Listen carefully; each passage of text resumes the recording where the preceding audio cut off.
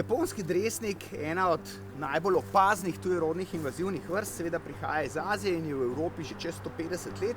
Pa tudi v Sloveniji ga imamo že več kot 50 let, ampak zadnjih nekaj desetletij je resnično velik problem. Precej neopazni cvetovi so združeni v mnogocvetna socvetja, tako da se ga že nadaleč opazi.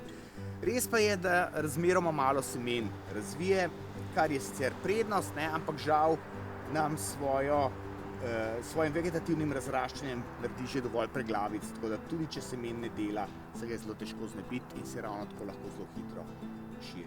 V Ljubljani ga srečamo praktično povsod, celo na najbolj pogosto košenih zelenicah, na vseh zapuščenih površinah, ob vodotokih, ob robu gozdov.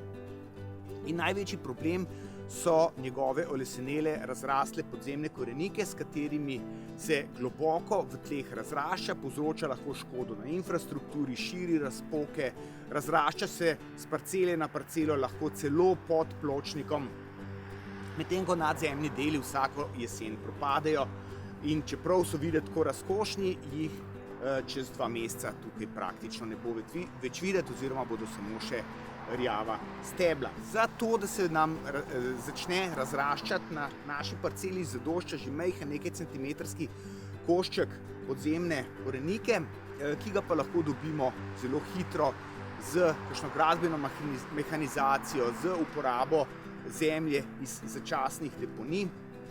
In takoj, ko se začne razraščati, ko ga prepoznamo po teh izrazitih in prepoznavnih nadzemnih zelenih listih, ga moramo začeti odstranjevati.